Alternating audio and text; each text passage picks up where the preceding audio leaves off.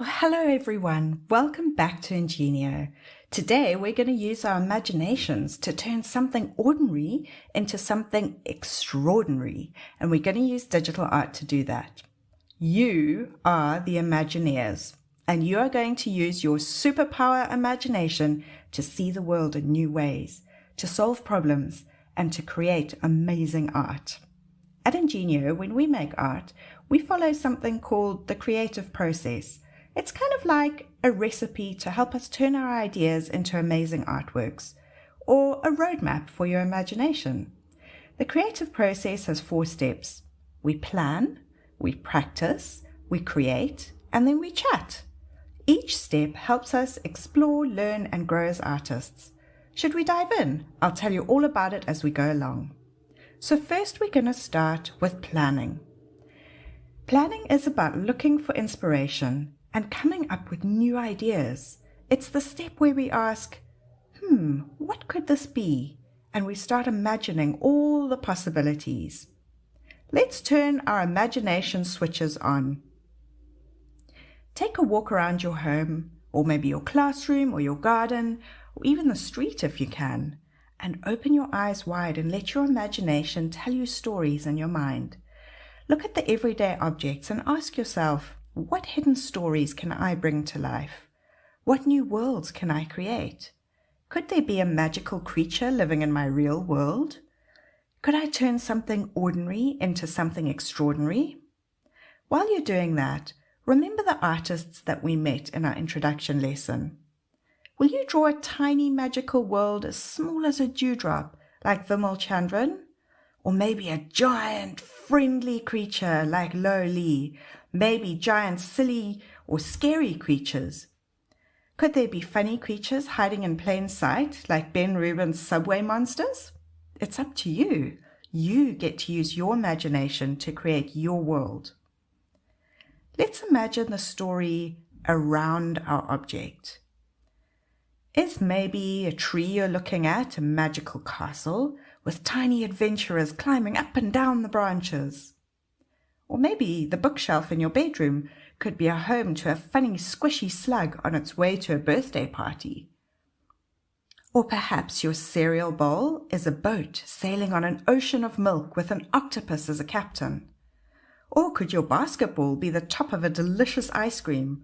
Or maybe your fork is the hair of an excited tennis player. You decide what the story is going to be. Now, take lots and lots of pictures with your tablet or your phone. Try different angles, get up high, get down low. Make sure to leave space in your photo if you want to add things like a long dragon tail or a very tall wizard's hat. Remember, the more photos you take, the more ideas that you'll have to work with. So why don't you pause your video here and come back when you have lots and lots of pictures to work with. Welcome back! Did you find some ordinary things that we can make into something extraordinary?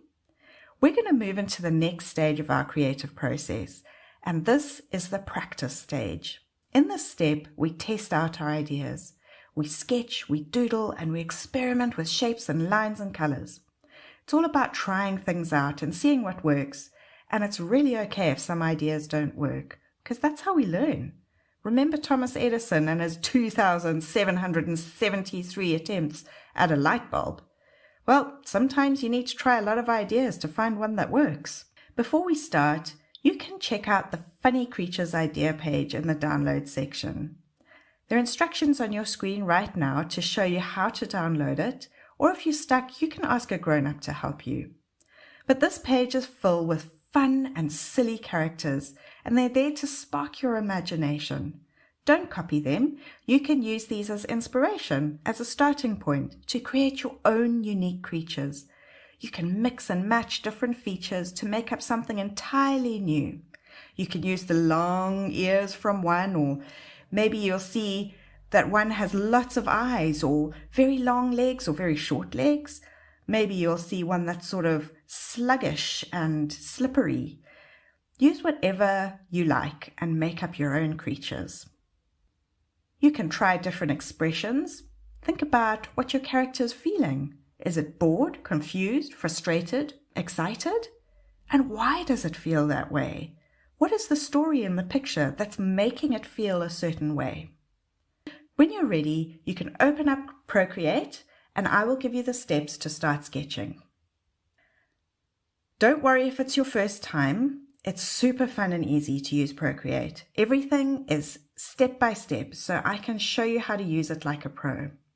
Tap on your Procreate app, and the first thing we're going to do is set up a canvas. That's kind of like your drawing paper.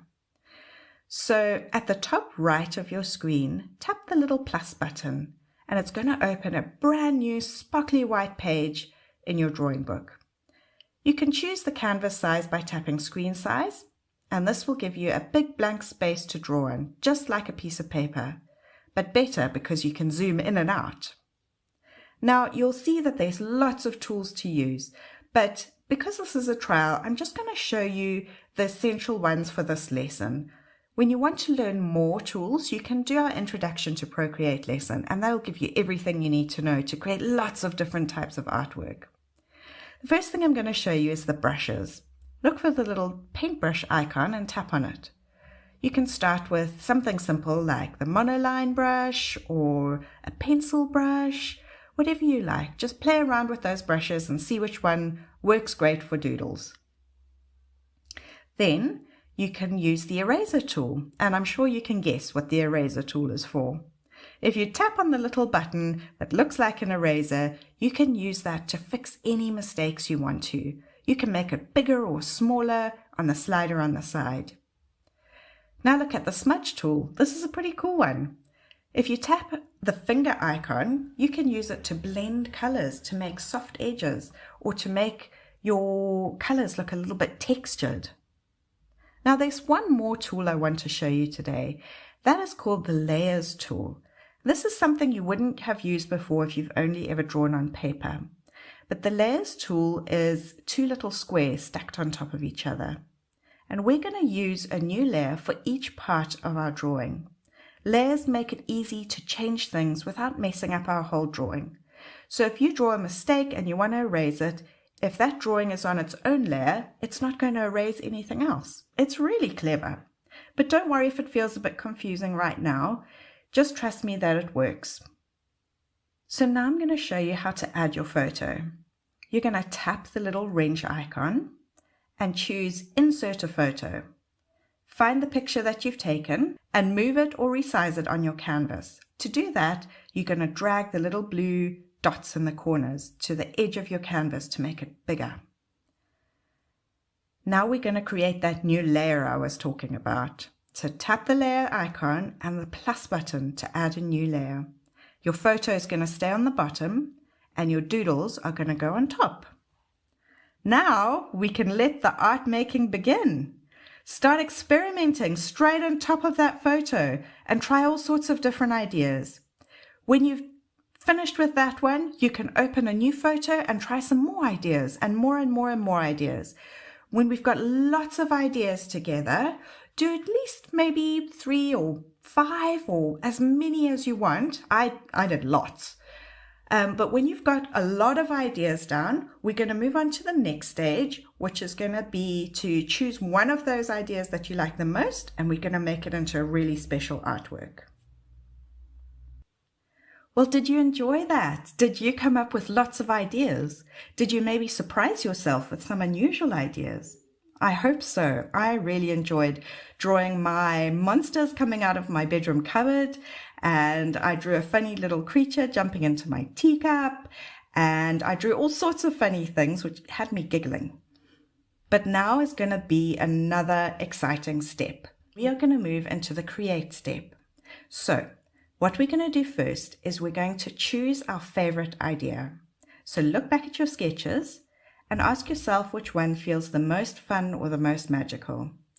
Choose your favorite and imagine all the little details to make it unique. I think I'm going to choose my coffee cup. And I love the idea of this funny little creature using it as a hot tub. I always seem to be making hot drinks and then forgetting all about them and leaving them all over the house. So I'm imagining this little guy just waiting for me to walk away and forget it, and then setting up his diving board and jumping in and spending the morning in my hot drink. So that's the one I'm going to choose. What are you going to choose? Now think about the story around it. I'm sure you already have an idea of the story. So let's think, what other things can we add? Could you change the texture of your little creature? Is he furry or scaly, or does he have slick skin? Does he leave slime on the ground as he walks? Maybe you can use different brushes to create textures. Do you want to add some fluffy clouds or sparkly stars? I'm going to make my guy nice and furry, and I'm going to put stripes on his tummy. Can you add more personality to your creature? Can you give him a really cheeky smile, or make his eyes extra big and googly? Maybe add another eye. Maybe you can give him freckles or whiskers. Think about what makes him special. Does he need an extra long tail? Does he have a short little tail like a bunny, or a long spiny tail like a dinosaur? Pause your video and add some of these details, and don't rush. This is where your artwork can really come to life. Well done! Have you enjoyed making something extraordinary out of something ordinary? My goodness, I can't wait to see what you've done. So finally, we've reached the very last step, and that is the chat bit. We are going to talk to the people around us and to ourselves about our drawing. This is one of the most important steps because it helps us think about what we made, helps us to share our ideas and to learn from each other. Sharing your artwork isn't about showing people something perfect. It's about celebrating your imagination.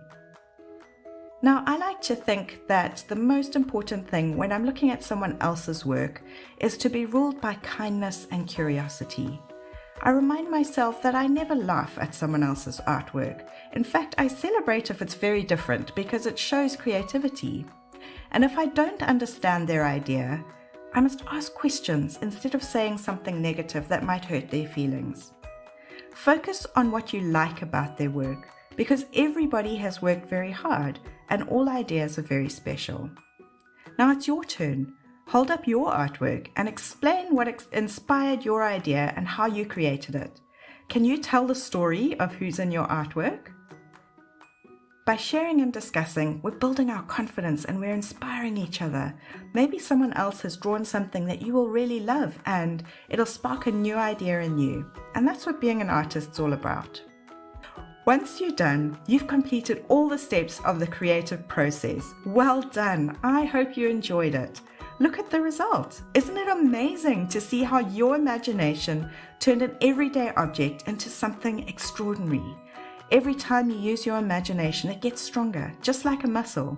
So keep exploring and trying new ideas and having fun with your art. I'm so proud of you, and I can't wait to see what you'll create next.